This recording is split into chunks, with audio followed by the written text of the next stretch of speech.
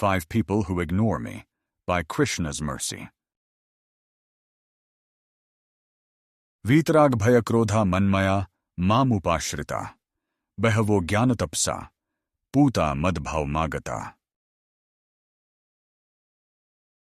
Quote, being freed from attachment, fear, and anger, being fully absorbed in me, and taking refuge in me, many persons in the past became purified by knowledge of me, and thus they all attained transcendental love for me.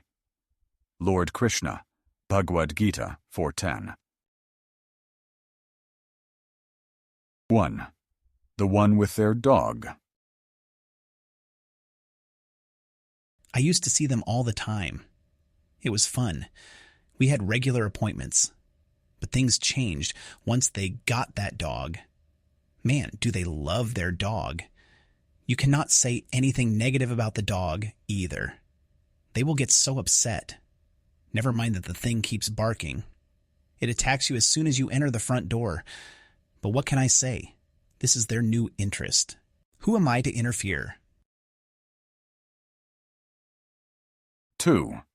The one with their job. You know, ever since they got that new job, I barely hear from them. It is like they are puffed up by the stature afforded by the higher income. We have known each other forever, and I never cared how much they earned. I guess they were not the same way. They seem to always be competing with me. Oh well, I hope they find some meaning in their life now, even if it comes at the cost of close friendships. 3. The one with their wife. I am only telling you this. I think it is kind of pathetic. You get married and that suddenly means the end to your friendships. You have to take permission before doing anything or going anywhere. Come on, dude. She will respect you more if you respect yourself. What can I say? I don't want to interfere. Let them be happy. It is a sad situation, that's all. 4. The one with their kid. I am not jealous. I mean that. I wish them well. It is a little strange, though. You have to admit, as soon as the child enters their life, priorities change. They do everything for their kid. They have abandoned all of their own friends. When you speak to them, all they talk about is the kid. It is like they want to show off how much they love being a parent. Good for them, but the drastic change is not healthy, if you ask me. 5. The one with their art. Always with the writing. Always with the drawing. Always with the music.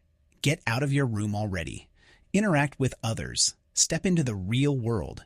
I get it that art somehow got you through the tough times, the isolation, the loneliness, the bullying at school, and the like, but I am not a negative influence. I am a well-wisher.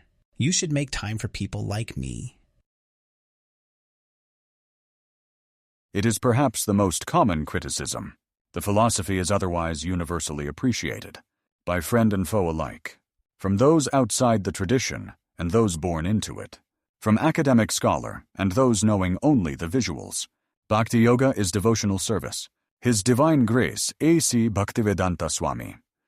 Prabhupada intentionally translates it as Krishna consciousness. The foundation of the philosophy is the distinction of the individual. They are spirit soul, eternal to the changes of space and time. They are not the elements that cover them.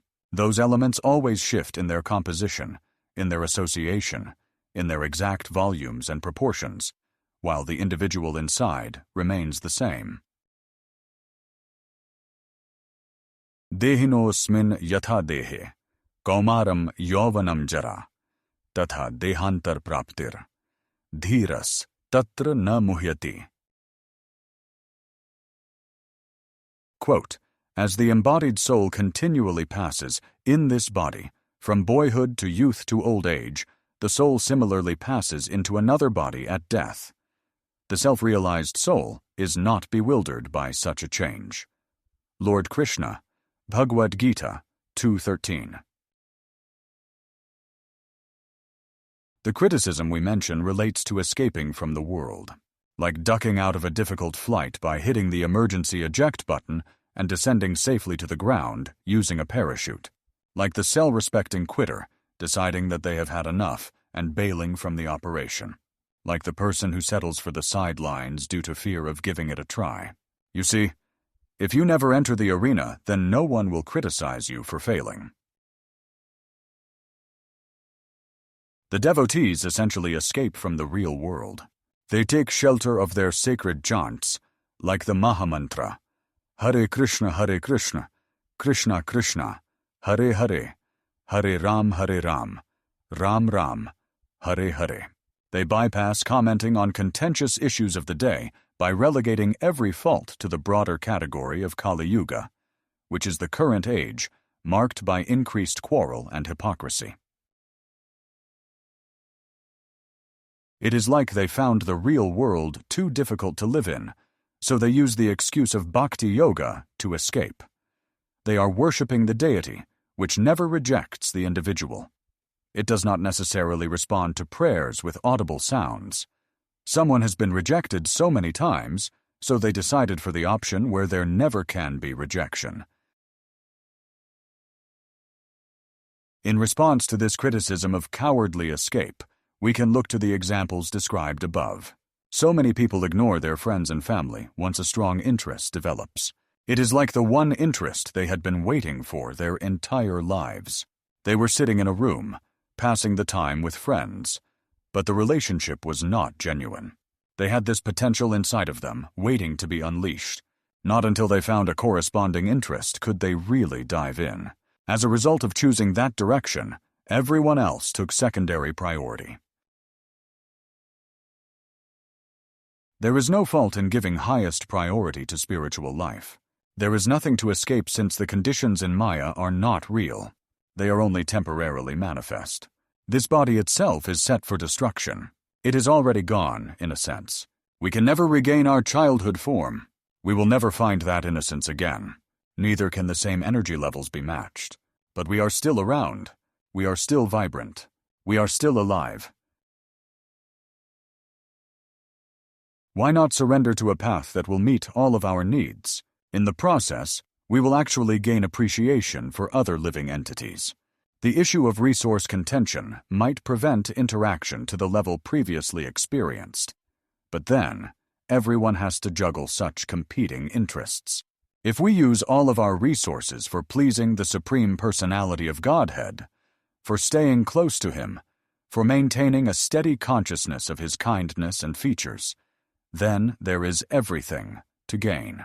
We are escaping from the land of despair and sadness, Shoktam, and finally experiencing real success and happiness. तब लगी कुशल न जीव कहूँ सपने हूँ मन विश्राम जब लगी भजत न राम कहूँ शोक धाम तज काम. Quote, for as long as there is not devotion to Sri Rama and the release of material desires, which are like an abode of grief, the living being should not expect to find welfare and peace of mind, even in a dream. Dohavli, 131. In closing, ways of this world to depress, so escape quick to press, such that the deity to see, never to reject, will he. And other friends pushed out, fixed in routine and devout. Reality that world of misery to toss, for bhakti yoga never a loss.